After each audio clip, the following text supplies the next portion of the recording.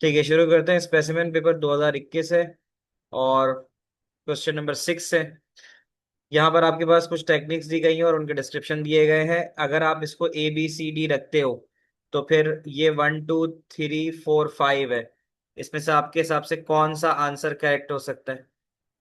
1 minute है आपके पास अपना आंसर बताने के लिए, बताइए। ये है ABCD, ये है 1 2 3 4 5। तो आर्टिफिशियल न्यूरल नेटवर्क्स वैसे हमने पढ़ा नहीं है। बाकी हमने A* पढ़ लिया, ग्राफ पढ़ लिया, मशीन लर्निंग पढ़ ली। तो उस हिसाब से बता दो, फिर देख लेंगे पास पेपर के क्वेश्चंस करके।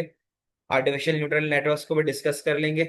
फिलहाल इसका बताओ कि इसका क्या बन सकता है।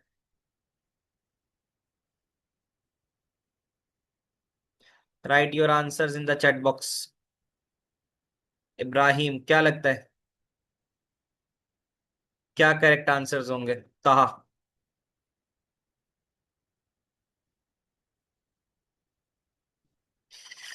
डी का जो है, ताहा कहता है 3 है। डी का मशीन लर्निंग सही है। A computer program that improves its performance at a certain task with experience, सही है, मशीन लर्निंग है। उसके अलावा बी का 5 है, अ कंप्यूटर मेथड, बिल्कुल सही है कि a computer method that uses to find optimal path between two map location, ये भी सही है। ठीक है। अच्छा, ग्राफ की अगर हम बात करें तो ग्राफ में नोड्स वगैरह होती है ना। तो ग्राफ की अगर हम बात करें तो ऑब्जेक्ट्स के दरमियान जो रिलेशनशिप बताता है, I structure use to model relationship between the objects, वो ग्राफ है। ठीक है। तो सी का जो है ना वो 1 होगा। I structure which is use to model relationship between objects, ये है। और आर्टिफिशियल न्यूरल नेटवर्क्स बड़ा आसान है, दैट इज 2, क्योंकि उसके अंदर वो बिल्कुल same modelling of human brain के ऊपर काम करता है। जैसे ह्यूमन ब्रेन के अंदर न्यूरॉन्स होते हैं, ठीक है, तो वो एक दूसरे से कनेक्ट हो रहे होते हैं। तो आर्टिफिशियल न्यूरल नेटवर्क्स भी एक ऐसा सिस्टम होता है जो मॉडल्ड होता है ब्रेन के ऊपर। फंक्शनिंग ऑफ ब्रेन, जिस तरह से फंक्शन ऑफ ब्रेन काम करते हैं, उसी तरह आर्टिफिशियल न्यूरल नेटवर्क्स भी काम करता है। अगला सवाल, describe 2 categories of machine learning. Machine learning की 2 कैटेगरीज बताओ। कल हमने 3 पढ़ी थी, अगर तुम्हें याद हो, मशीन लर्निंग की। कौन कौन सी थी, याद है? सुपरवाइज, अनसुपरवाइज और री इन्फोर्समेंट लर्निंग, अगर आपको याद हो तो ये 3 होती हैं। तो इसमें अगर हम लिखें, राइट इट डाउन। नंबर 1, री इन्फोर्समेंट लर्निंग। री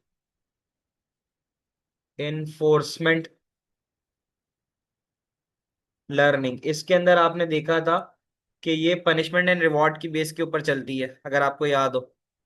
तो रीइंफोर्समेंट लर्निंग क्या होती है कि जैसे हम चेस का गेम खेल रहे हैं या कोई गेम खेल रहे हैं, तो उसके अंदर क्या होता है कि आपको रिवॉर्ड्स मिलते हैं, ठीक है, और पनिशमेंट मिलती है, तो वो आपके पास होती है reinforcement learning.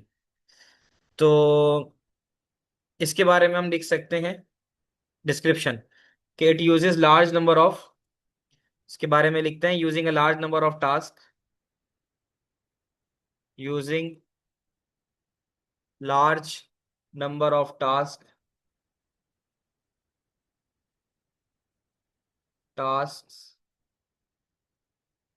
with unknown outcomes,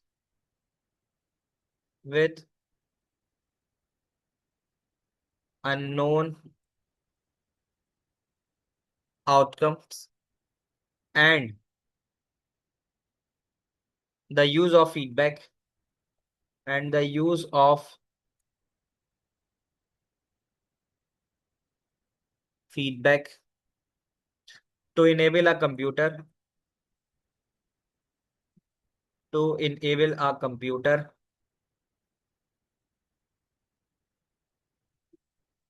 program to improve its performance, to improve its performance. Chess का गेम खेल रहे हो, ठीक है, या कोई और गेम है, तो वो जैसे जैसे आप उसके साथ खेल रहे हो तो वैसे वैसे उसकी कॉम्प्लेक्सिटी चेंज हो रही होती है, ठीक है। तो उसको आगे लिख लो, to improve its performance in accomplishing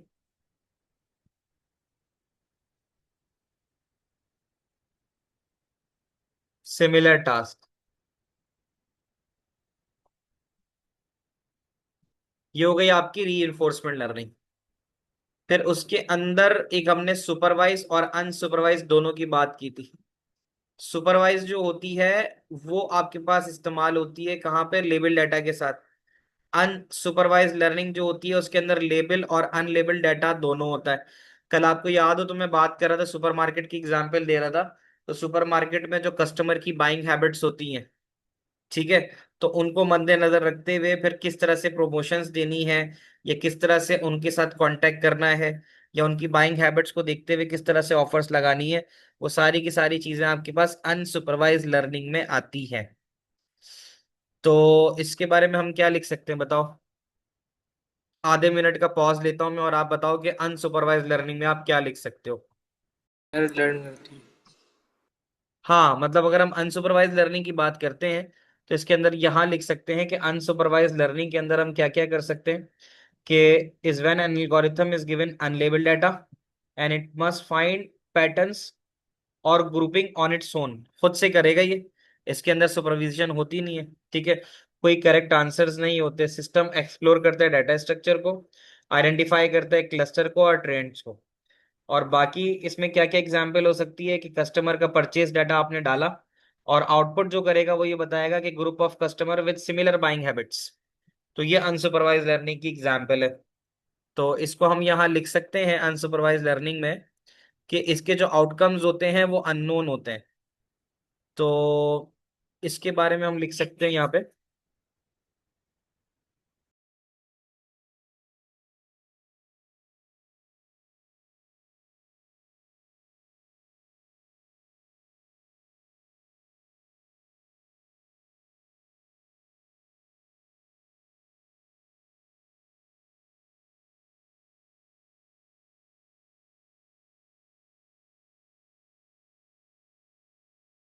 sir जी आप शायद म्यूट है।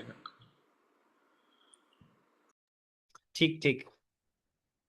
तो हाँ, अब हम इसके बारे में अनसुपरवाइज के बारे में ही बात कर रहे थे कि अनसुपरवाइज लर्निंग के अंदर हम क्या करते हैं, कि अनलेबल्ड डाटा की तरफ बात करते हैं, कि we have been given with unlabelled data. And इसी को हम अगर यहाँ से कॉपी करें या डायरेक्ट भी लिख लें कि अनसुपरवाइज लर्निंग के अंदर हम अनलेबल्ड डाटा के ऊपर बात करते हैं। तो हम यहाँ देख लेते हैं।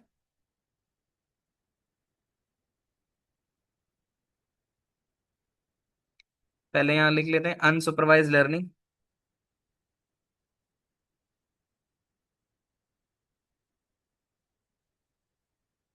अनसुपरवाइज लर्निंग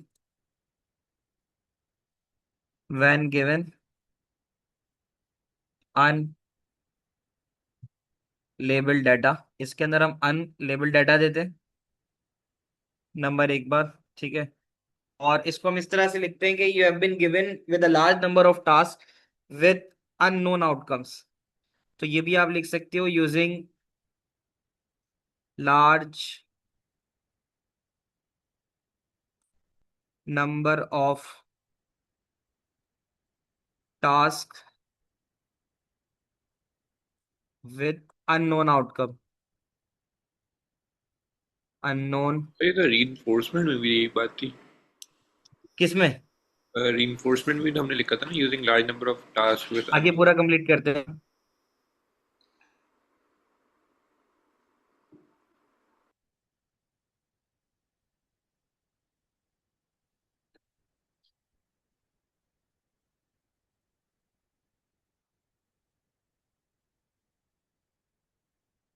एक सेकेंड, ये है, हाँ ये तो हो गया ना, when giving unlabelled data using large number of task in accomplishing.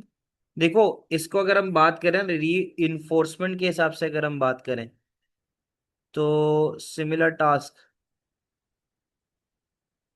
एक सेकेंड रुको। यहाँ पे देख लेते हैं कि जब हम अनसुपरवाइज लर्निंग की बात करते हैं तो इसमें हम लिख सकते हैं कि when given a label data, when given unlabelled data, और फिर इसमें एक काम ये होता है कि systems are able to identify hidden patterns. तो सिस्टम, इसके बारे में हम लिख देते हैं कि system are able to identify hidden patterns. Hidden hidden patterns का मतलब यही हो गया कि जब हम इसको कस्टमर का डाटा देते हैं तो वहां से जो चीजें हमें पता चलती हैं वो चलती हैं कस्टमर की बाइंग हैबिट्स। फिर उससे हमारे लिए आसान होता है कि उनको प्रोडक्ट की प्रमोशंस देना, और जो शेल्फ के ऊपर प्रोडक्ट्स लगाई जाती है उनको जो है ना बेहतर तरीके से मैनेज करना, कि कस्टमर अगर एक प्रोडक्ट ले रहा है तो उसके साथ वो फ्रिक्वेंटली कौन सी दूसरी प्रोडक्ट बाय करेगा। ठीक है, तो ये चीज होती है। तो यहाँ पे लिखें system are able to identify hidden patterns from input data, from input data provided. तो आप उसको एग्जाम्पल के तौर पे कस्टमर्स की सारी इंफॉर्मेशन दे देते हो कि कस्टमर्स ने क्या क्या चीजें खरीदी हैं, तो उसमें से ये पैटर्न निकालता है, जो कॉमन चीजें कस्टमर्स ने खरीदी होती हैं वो निकालता है। तो मिसाल के तौर पर अभी हम एग्जाम्पल ले लेते हैं कि भाई रमजान आ रहे हैं, तो रमजान में लोग खजूर और रूह अफ़ज़ा ज्यादा खरीदते हैं। ठीक है, तो अगर आप उसके साथ कोई ऐसी प्रोडक्ट है जो आपकी कम चलती है, ठीक है, या आप किसी एक प्रोडक्ट की सेल बढ़ाना चाहते हो, तो अब आप उसको उसी प्रोडक्ट के साथ शेल्फ कर सकते हो या उन्हीं प्रोडक्ट के साथ ऑफर में डाल सकते हो। तो ये यहां पर इस्तेमाल होती है। तो री इन्फो इसमें अनसुपरवाइज के केस के अंदर क्या होता है कि आप सिस्टम जो होता है वो आइडेंटिफाई करता है थ्रू द हिडन पैटर्न्स। उसमें आप इनपुट डाटा प्रोवाइड करते हो, वो इनपुट डाटा जो है वो कस्टमर की बाइंग हैबिट्स हो सकती हैं, और फिर they are not trained using right answers, और फिर वो राइट आंसर्स के जरिए ट्रेंड नहीं होते। जैसे हमने सुपरवाइज के अंदर पढ़ा था, हम खैर यहाँ सुपरवाइज भी लिख सकते थे। तो सुपरवाइज के अंदर हम क्या करते हैं, सुपरवाइज के अंदर हम कुछ राइट आंसर्स भी दे देते हैं। तो खैर अनसुपरवाइज लिखा है तो उसको कंप्लीट कर लेते हैं कि they are not trained using right answers, they are not trend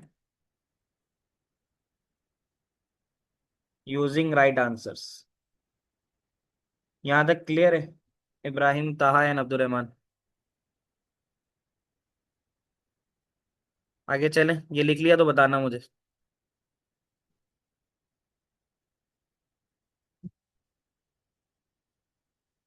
ठीक है, आगे चलते हैं। नेक्स्ट क्वेश्चन देख लो, मई जून 2023, और इसका है question number 2, still A B C D. और इसमें बताओ कि इसके कौन से आंसर जो है इससे करेक्ट होंगे। 30 सेकेंड्स यू हैव, 30 सेकेंड्स के बाद इसको डिस्कस करेंगे। इसको देख लेते हैं, डी का 4 बता रहे हो तुम भाई। अब्दुल रहमान और इब्राहिम बताओ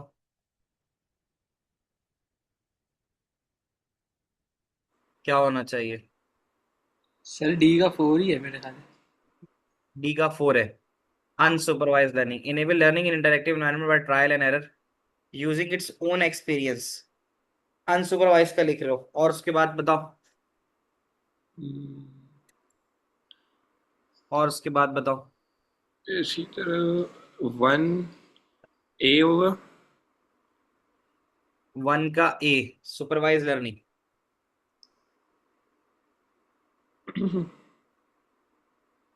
कहते हैं सुपरवाइज लर्निंग के अंदर सिमुलेट्स डाटा प्रोसेसिंग।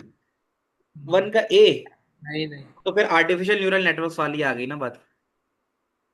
1 का ए कहाँ से होगा?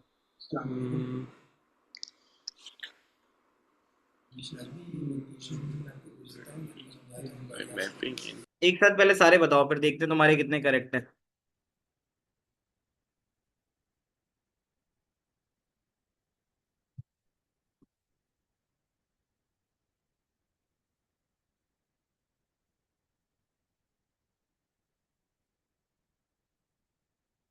सुपरवाइज के अंदर एक बात बताई थी ना कि तुम्हारे पास जो मतलब इनपुट दिया जाता है और आउटपुट भी वहां पर कुछ सैंपल्स गिवन होते हैं।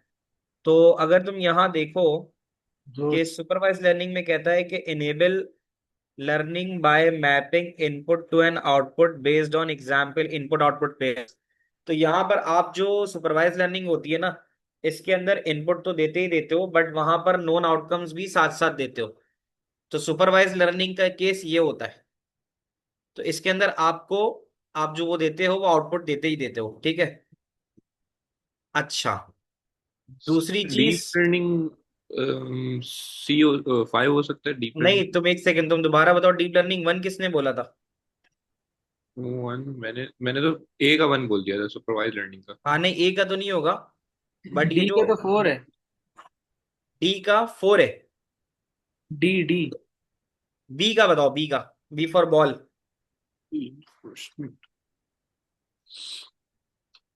ये जो कह रहा है ट्रायल एंड एरर वाला, तो ट्रायल एंड एरर वाला री इन्फोर्समेंट लर्निंग होता है, ठीक है ना। इसके अंदर यही होता है कि learning in an interactive environment by trial and error. इसके अंदर आप ट्रायल एंड एरर मेथड का भी इस्तेमाल करते हो।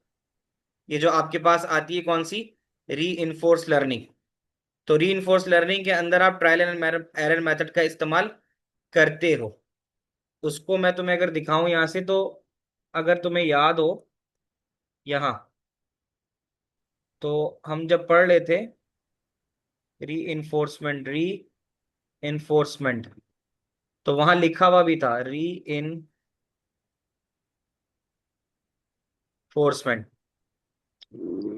इसी के अंदर ये बात थी रीइंफोर्समेंट लर्निंग में कि वो ट्रायल एंड एरर मेथड का भी इस्तेमाल करता है। यहाँ देखो, री इन्फोर्समेंट लर्निंग क्या नजर आ रहा है यहाँ पे, it uses trial and error algorithm.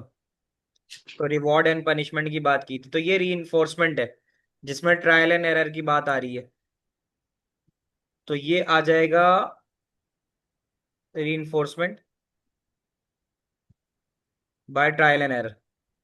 अब क्या रह गया हमारे पास, डीप है। डीप लर्निंग के बारे में क्या बता सकते हो?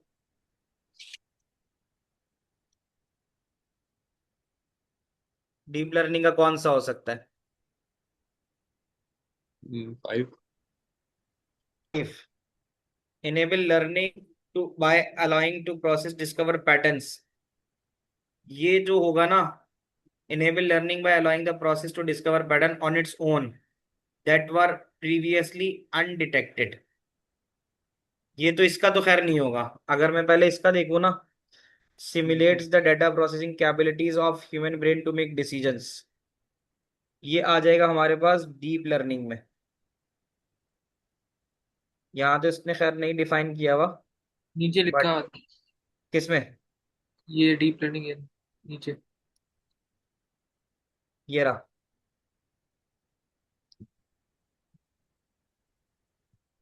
ये कह रहा है डीप लर्निंग इज अ सब field of machine learning that uses multi layered neural networks.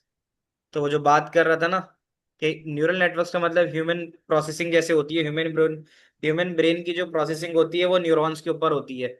और वो बेसिकली एक जाल होता है, ठीक है ना, लेयर्स होती हैं, एक लेयर से दूसरी लेयर, दूसरी लेयर से तीसरी लेयर।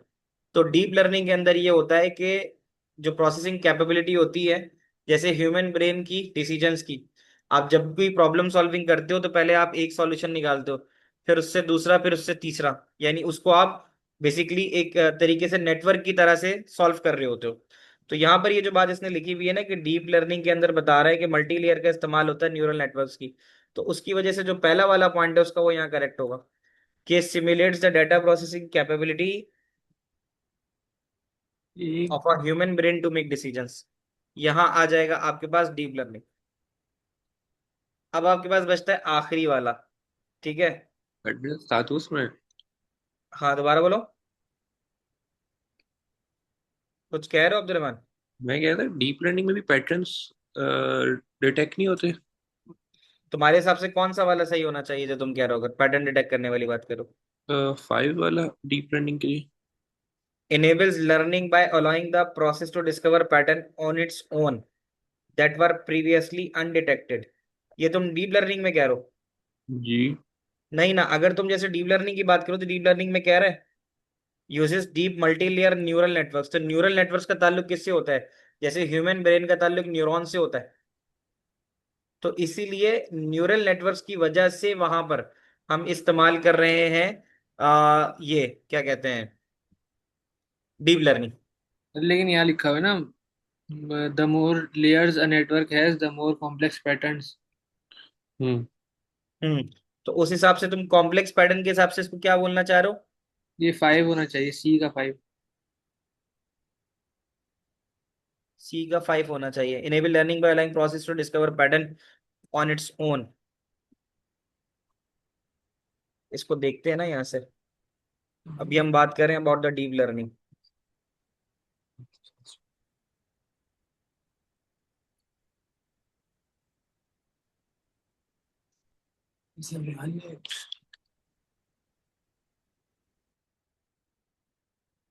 यहाँ पे भी देखो ये बात कह रहा है, machine think in a way similar to the human brain that handle huge amount of data.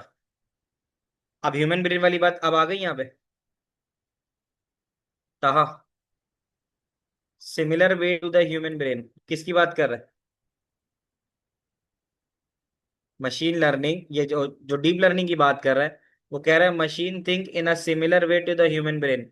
यहाँ पर जो सवाल पूछ रहा है वो यही तो है। Deep learning simulates the data processing capabilities of a human brain to make decision. अब मैच कर रहा है नहीं कर रहा? कहा नहीं आ रही समझ में? यहाँ देखो ना, डीप लर्निंग की एग्जांपल जो हमें दी है वो दिया है कि डीप लर्निंग के अंदर machine think in a similar way to the human brain, they can handle huge amount of data using artificial neural networks. ठीक है। तो यहाँ पर जो सवाल उसने पूछा है वो तो यही पूछा है ना कि simulates the data processing capability of a human brain. तो ह्यूमन ब्रेन जैसे सोचता है और वो डिसीजन लेता है तो वो फिर डीप लर्निंग ही होती है। कहा बताना, आ रही है बात समझ में? जी सर। सही है।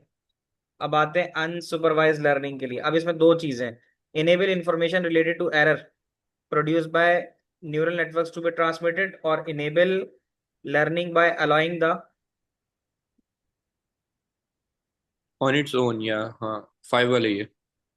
इसका 5 वाला होगा, enable learning by allowing the process to discover pattern on its own that were previously undetected. तो ये अनसुपरवाइज लर्निंग है। ठीक है। Process to discover patterns. तो अभी हम बात कर रहे थे ना कि जो यूजर की बाइंग हैबिट्स होती है वो कैसे पता चलेंगी? जब हम इनपुट देंगे तभी तो पता चलेंगी। तो उसके लिए फिर ये वाला आ जाएगा। अब ठीक है, आगे चलते हैं। यहाँ देखना, वो ये कहता है कि मई जून 2024, इब्राहिम मौजूद हो? समझ में आ रही है बातें? मई जून 2024 का क्वेश्चन नंबर 9 है कि explain what is meant by deep learning in relation to the artificial intelligence. एक तो ये बात हमने पढ़ी है कि सबसेट होता है एआई का। ठीक है। तो एआई के अंदर मशीन लर्निंग है, मशीन लर्निंग के अंदर फिर आपके पास आती है डीप लर्निंग। तो डीप लर्निंग के अंदर हम क्या पॉइंट्स लिख सकते हैं? एक तो ये लिख सकते हैं कि it find the hidden pattern that are undetectable to the humans. Deep learning में एक ये चीज आ जाती है। तो लिख लो पहले अपने पास कि deep learning learns by finding, deep learning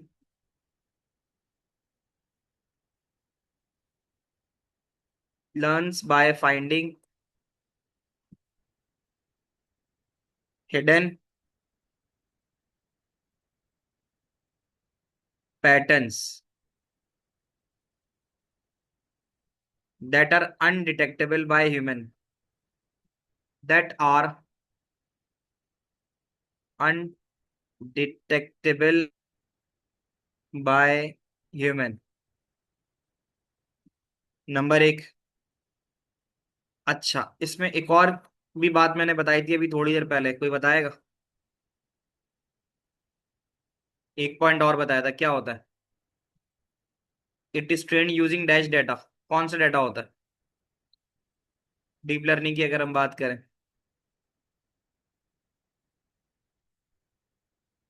भूल गए? इसके अंदर जो इस्तेमाल होता है ना वो अनलेबल्ड डाटा इस्तेमाल होता है। तो हम यहाँ कह सकते हैं कि it is train using large it is trained using large quantities of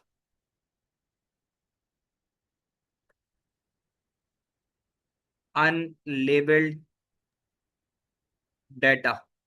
तो ये हल्का सा मुझे बता सकते हैं लेबल अनलेबल में क्या डिफरेंस है? कल तुम नहीं थे ना, कल कहीं गए हुए थे तुम। सर इसका बाद, हाँ क्या कह रहे हो था? ये गया हुआ नहीं था, ये इस टाइम में तुम बता तो रहे थे कि ये कोई मीटिंग वीटिंग में गया हुआ था। जी सर, थोड़ा लेट आया था। यहाँ मैं तुम्हें बता देता हूँ, देखो हमारे पास जब मशीन लर्निंग हो रही है या किसी भी किस्म की डीप लर्निंग की बात होती है तो हम डाटा तो देते ही है ना। तो डाटा की कैटेगराइजेशन होती है लेबल और अनलेबल के नाम से। मैंने उसकी एग्जाम्पल दी थी। लेबल डाटा में वो कहता है कि आपका एक गैराज है जो व्हीकल्स जो है वो बेचता है, और व्हीकल तीन सोर्स से आती है। सोर्स नंबर वन जो है वो कार देता है और वो फुली सर्विस आती है। सोर्स नंबर टू में वैन आती है लेकिन वो अनसर्विस होती है। और सोर्स नंबर थ्री में मोटर बाइक्स आती हैं जो सर्विस होती हैं। ये तीन सोर्सेज है। अब कहता है कि vehicle less than 3 years old comes with warranty. तो कहता है जो गिराज के स्टॉक में चीजें हैं उसमें कहता है कि व्हीकल नंबर वन जो है वो कार है, ठीक है, जो और कार है तो वो सर्विस होगी और वो वारंटी में। व्हीकल नंबर टू वैन है, वैन की कोई सर्विस नहीं होती और नो वारंटी है। व्हीकल नंबर थ्री कार है, उसकी सर्विस नहीं हुई भी लेकिन वारंटी में है। और vehicle number four motor bike है जो कि सर्विस के साथ आती है और उसकी वारंटी है। तो कहते हैं coming into the stock in the next few days are vehicle number five from source one, ठीक है, 2 years ओल्ड। अब ये नहीं पता चल रहा कि ये कार की बात कर रहा है किसकी कर रहा है। यहां पे तो लेबलिंग हुई हुई है कार। तो कहता है कि vehicle one two three four are label data since we know what type of vehicle they are. तो हमें यहां से लेकर यहां तक में तो पता है कि ये लेबल है, सही है। लेकिन फाइव सिक्स सेवन के अंदर वो ये कहता है कि बस फ्रॉम सोर्स वन आ रही है, ठीक है। इसमें अब ये नहीं पता कि सोर्स वन है क्या। सोर्स वन कार है लेकिन वहां लेबल नहीं हुआ हुआ, ठीक है। तो अब यहां पर कह रहा है ना कि what type of vehicle they are, तो कहते हैं फाइव के अंदर आ रहा है from source one 2 years old. अब इसमें ये बात हमें नहीं पता चल रही कि उसकी कोई सर्विस हुई हुई भी है या नहीं।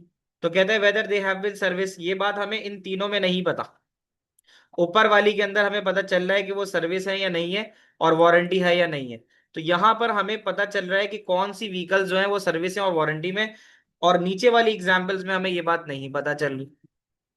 तो फिर उस हिसाब से जो 5 to 7 के अंदर जो दी गई है तुम्हारे पास, वो सारी की सारी एग्जाम्पल्स जो होती हैं वो तुम्हारे पास अनलेबल डाटा की होती है। अब आती है बात समझ में अब्दुल रहमान? जी जी सर, समझ गया। कहता है unlabel data is a data which is unidentified and needs to be recognise. तो ये होता है तुम्हारे पास लेबल और अनलेबल डाटा। और इसी तरह एक और एग्जाम्पल भी मैंने बताई थी कि वो ये कहता है कि आपने काउंट करना है types of birds seen in a bird sanctuary. तो अब वो ये कहता है कि the propose system will consider bird features such as shape of beak. यानी आप टाइप्स ऑफ बर्ड, कौन सी टाइप का बर्ड है ये आपने काउंट करना है। तो अब उसके अंदर आप जो उसको आइडेंटिफाई करोगे वो उसकी शेप ऑफ बीक से करोगे, कलर से करोगे, फेदर से करोगे, बॉडी साइज से करोगे। तो अब आप अगर ये चीजें जानते हो तो अब आप बता सकते हो कि ये जितने भी आपको बर्ड्स दिखाए गए हैं उसमें से कितनी कैटेगरी के कौन कौन से हैं। यानी अगर पिक्चर के अंदर ये वाली तस्वीर आती है तो वो ये काउंट कर लेगा कि यार ये 30 है, ये 15 है, ये 8 है, ये 17 है। तो ये क्योंकि लेबल था इसलिए रिकॉग्नाइज हो गया। कि लेबल का मतलब ये था कि इसमें हमें पता था कि machine learning recognise the birds as the label data, क्योंकि इसके अंदर हमें पता है कि जो बर्ड्स होंगे वो कैसे होंगे, उनकी शेप ऑफ द बीक क्या होगी, पर कैसे होंगे और कलर कैसे होंगे। तो वो लेबल डाटा कहलाता है। अब क्लियर है? तो ये दो बातें तो यहां पर हो गई। तो हमने कहा कि deep learning learns by finding hidden patterns that are undetectable by human, it is train using large quantities of unlabelled data. ये दो बातें तो हमने कर ली। इसका तीसरा पॉइंट कुछ और बताओ, क्या बता सकते हो डीप लर्निंग का? ये वाली बात तो हो गई, और क्या हो सकता है? डीप लर्निंग यहाँ लिखा हुआ भी है ना। तो इसमें देखो क्या क्या लिखा हुआ है, the more layers the network has more complex pattern it can learn. तो इसका मतलब ये हम लिख सकते हैं कि it has larger number of layers, because of this we have higher level of success. तो इसकी जो लेयर्स होती हैं वो ज्यादा होती हैं। इस तरह की लेयर्स की बात होती है? किस तरह की? लेयर्स मतलब किस टाइप की लेयर लेयर? से मुराद, लेयर से मुराद ये होता है कि नंबर डिटेल्स। तो जैसे यहाँ पर अगर हम बात करें कि हमने यहाँ डिटेल्स में बता दिया कि भाई वाइट होगा और इस तरह की चोंच होगी, तो फिर वो जो है ना, लेट सपोज वो हो सकता है हमारे पास ये वाला परिंदा। कि चलो मैं ये बात करता हूँ कि ये लेयर्स की मिसाल है कि तो एक अनलेबल्ड डेटा पे नहीं चलता डीप लर्निंग? किस पे? डीप लर्निंग लेबल डेटा पे चलता है या अनलेबल्ड डेटा पे? Large quantity of unlabel data होता है, बट लेबल भी इस्तेमाल होता है इसके अंदर।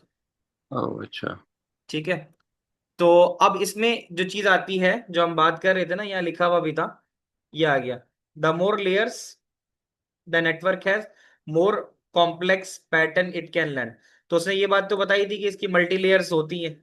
तो मल्टी लेयर्स होने की वजह से कहता है कि इसमें जितनी लेयर्स होंगी उतनी ज्यादा ही कॉम्प्लेक्स पैटर्न ये लर्न कर सकता है।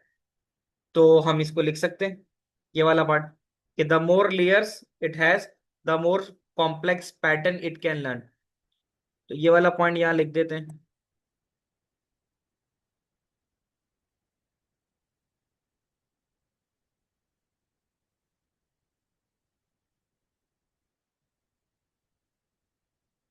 More layer it has, more number of patterns it can learn, more number of patterns it can learn। यहां तक समझ में आ रही है बात?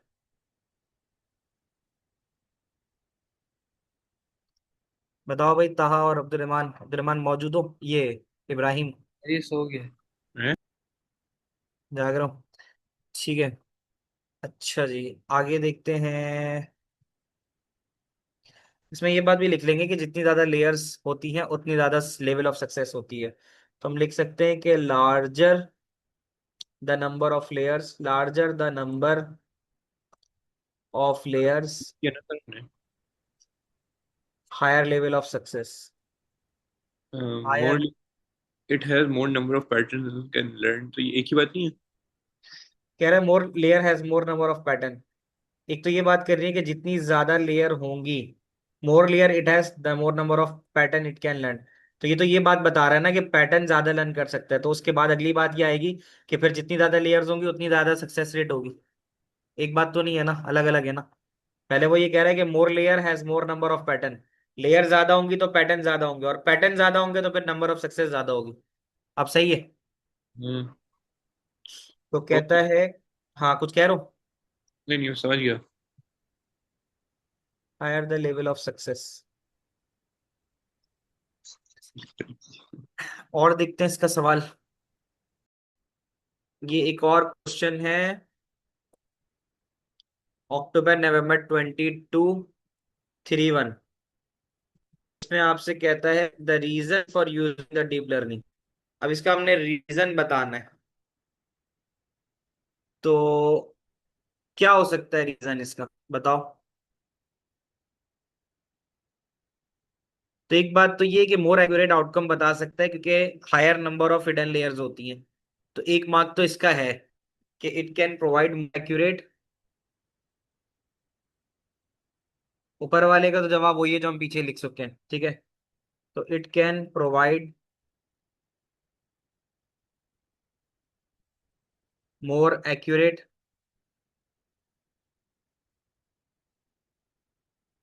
Outcome with higher number of hidden layers,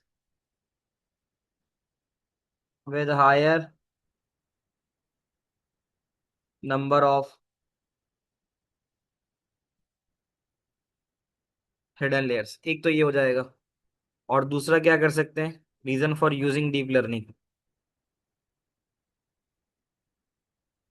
तो हम यहाँ इसका एक सेकंड और चीज क्या लिख सकते हैं।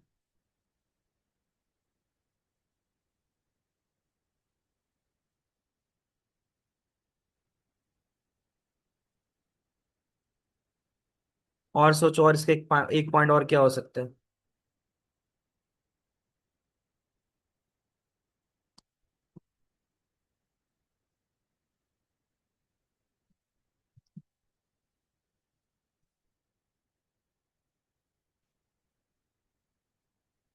यहाँ पर ये कहता है, इसका एक पॉइंट ये भी कहता है कि it make good use of unstructured data. ठीक है, जैसे हम कहते हैं ना लेबल और अनलेबल डाटा होता है, तो यहाँ पर हम यहाँ पे ये भी चीज लिख सकते हैं कि it make good use of structured data, unstructured data. तो ये इसका एक पॉइंट भी आप ऐड कर सकते हो कि deep learning makes good use of makes good use of unstructured data, unstructured data. ये इसका पॉइंट आप लिख सकते हो यहाँ पे। तो ये दो पॉइंट्स इसके हो जाएंगे। ये बात समझ में आ गई भाई? बताओ। इब्राहिम और अब्दुलरहमान और ताहा, क्लियर है यहाँ तक सारी बातें?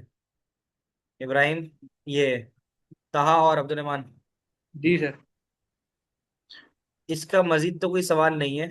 अब ये है कि मुझे कोई मजीद मिलता है तो मैं फिर होमवर्क दूंगा तुम लोगों को। और फिर एक हमारे पास 15 का एक सेक्शन रह गया, इसका भी ये एक पूरा चैप्टर हो गया? आर्टिफिशियल, क्या कह रहे हो? इसका एक रह गया ना टॉपिक? इसका एक आर्टिफिशियल न्यूरल नेटवर्क्स वाला टॉपिक रह गया है, ये वाला। अब वही बात होती है ना कि पास पेपर करते हो तो समझ में आएगा ये क्वेश्चन किस तरह से होते हैं। तो यहां तक तो करा दिया था, डीप लर्निंग हो गया, ये रहा। तो ये आर्टिफिशियल न्यूरल नेटवर्क्स वाला एक टॉपिक है जो होगा, जो करना रह गया है, ठीक है। और उसके अलावा रिग्रेशन भी एक रह गया है यहाँ पे। हाँ, बैक प्रोग्रेशन एंड रिग्रेशन, तो ये नेक्स्ट क्लास के अंदर हो जाएगा ये वाला टॉपिक। तो फिर इंशाल्लाह मंडे वाली क्लास में करेंगे। मुझे एक टेस्ट तुम्हारा लेना था, और वो कौन से चैप्टर का लेना था जो रह गया था? वो एक टेस्ट भी होगा नेक्स्ट वीक में, अभी तुम्हें टाइम है तुम्हारे पास, और फिर ये वाला टॉपिक होगा। कौन सा लेना था मुझे? टेस्ट बताओ मुझे। 16 का ही लेना था, 16 का। 16 कौन सा था सर? 16 का मतलब है, वो वर्चुअल मशीन, राउंड रॉबिन। हाँ, ऑपरेटिंग सिस्टम वाला था ना, ये नहीं लिया था मैंने, 16.1 वाला। इसका टेस्ट अभी से अनाउंस कर रहा हूँ, सही है? इसकी प्रिपरेशन करके रखना, टेस्ट भी होगा और क्लास भी होगी इंशाल्लाह, सही है? तो मंडे को टेस्ट भी दोगे और प्लस क्लास भी होगी। और इसका टेस्ट होगा 16 का, और फिर क्लास जो होगी, जो रिमेनिंग पार्ट रह गया उसको देख लेंगे, ठीक है? Okay sir. अल्लाह हाफिज, नहीं रखते हैं क्लास।